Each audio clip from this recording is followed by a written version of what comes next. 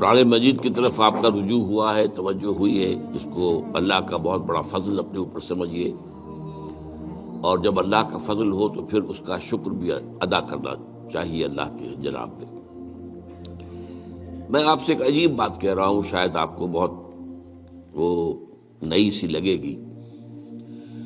قرآن کو ایسے پڑھیے جیسے بدو پڑھتے تھے۔ بدو نہ فلسفی تھے، نہ منطقی تھے، نہ سائنسدان تھے، نہ ابھی حدیثیں ان کے پاس تھی، نہ ابھی فقہ مرتب ہوئی تھی۔ وہ کیا تھا؟ عربی زبان، یہ ان کی اپنی تھی۔ تو شرط اول جو ہے قرآن مجید کو سمجھنے کے لیے، وہ عربی زبان کا صرف و نحو صحیح جاننا یہ لازم ہے۔ پھر قرآن کے متن ہی کو اصل سمجھیے۔ البتہ یہ ہے کہ اس کو آپ سمجھیں کہ یہ پہلا مرحلہ ہے قرآن پر غور کا، قرآن پر فکر کا، قرآن پر سوچ کا۔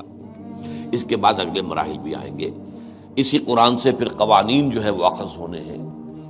اچھا، اس میں بعض سے واقعات ایسے ہیں کہ جو تو ایک تاریخی حیثیت رکھتے ہیں۔ اب ان میں اس واقعے کے ضمن میں تفصیل میں کہیں کوئی اختلاف ہو گیا تو کوئی حرج واقع نہیں ہوتا۔ ابھی میں مثال دیا کرتا ہوں کہ میں چند جملے ابھی آپ کے سامنے یہاں ادا کروں، اور پھر 10 منٹ کے بعد پوچھا جائے آپ سے، تو ہر شخص جو ہے اس کو کہے گا، وہ جواب جو میرا دے گا وہ مختلف ہوگا اس کا، اس میں اس کی اپنی بات بھی شامل ہو جائے گی۔ اور سوچ میری بات سنتے ہوئے بھی جو اس کا سبجیکٹو مائنڈ ہے وہ اس کے اندر اس وقت حاضر ہوگا، وہ اس سے اس کوئی نہ کوئی نتیجہ از خود اپنی اس سبجیکٹو مائنڈ کے حوالے سے حاصل کرے گا، وہ بیان کرے گا۔ تو ان چیزوں میں احادیث میں اگر کوئی اختلاف بھی ہو جائے تو اس میں پریشان ہونے کی ضرورت نہیں ہے۔ ابھی ہمارے ہاں یہ جمعے کے اجتماعات میں حدیث جبرائیل جو ام السنہ کہلاتی ہے، جیسے سورہ فاتحہ ام القرآن ہے، ایسے حدیث جبرائیل ام السنہ ہے، سنت کی جڑ اور ماں۔ اب اس کی جو روایات آئی ہیں اس میں مختلف اختلاف ہے، الفاظ کا اختلاف ہے، ایسنس ایک ہے، مفہوم ایک ہے، الفاظ میں بڑا فرق ہے، تفاصیل کا فرق ہے۔ تو اس حوالے سے اس میں گھبرانے کی ضرورت نہیں ہے۔ پھر یہ کہ فقہی معاملات کے اندر اختلافات ہو گئے، وہ بھی نیچرل ہے۔ آپ کو معلوم ہے کہ ایک ہی مقدمہ ہوتا ہے، 8 جج بیٹھے ہوئے ہیں ایک بینچ پر، 5 کا فیصلہ ایک ہے، 3 کا ایک ہے، اور بھی تقسیم ہو سکتی ہے۔ قانون وہی، اور یہ میں بات کر رہا ہوں سپریم کورٹ کی یا ہائی کورٹ کی، وہاں پہ تو ظاہر بات ہے وہ نئے بیانات نہیں لیے جاتے، وہ جو بھی فائل ہے وہ تو بہت پہلے سے تیار ہو چکی ہے، اس کے اوپر بحث ہوتی ہے، صرف اسی سے اخذ کیا جاتا ہے، مطلب ان کا وہی رہتا ہے، اس کے اندر تبدیلی نہیں ہو سکتی، اس موقع پر کوئی نئی گواہی نہیں آتی۔ تو اس اعتبار سے ان چیزوں پہ گھبرانے کی ضرورت نہیں ہے۔ البتہ آپ آغاز جس طریقے سے کریں وہ میں نے آپ کو بتا دیا ہے، اس میں یہ کہ آپ اصل میں ان تمام جو چیزیں ہیں اضافی، ان سے ذرا صرف نظر کرتے ہوئے عارضی طور پر پہلے قرآن کو ایسے پڑھیے جیسے بدو پڑھتا تھا۔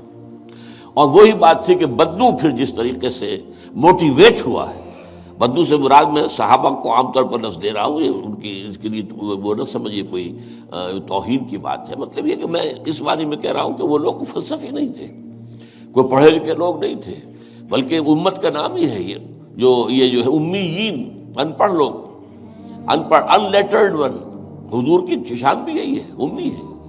تو انہوں نے قرآن کو جس طور سے سمجھا ہے وہ ہے بہترین طریقہ قرآن کو سمجھنے کا، اور اسی سے پھر وہ صحیح موٹیویشن ہوتی ہے کہ انہوں نے تن من دھن سب لگا دیا اللہ کے دین کے لیے، اور اللہ کے دین کو غالب کر دیا۔ بحثوں میں پڑھ کر، اور وہ جو باریکیوں میں پڑھ کر، اور بال کی کھال اتار کر، اور منطقی طور پر تجزیہ کر کے، اور فلاں احادیث کے تقابل کے، اس میں پڑھ کر علم کا تو اضافہ ہوگا، لیکن وہ انسپریشن اور موٹیویشن جو ہے وہ اس کے اندر نہیں رہے گی۔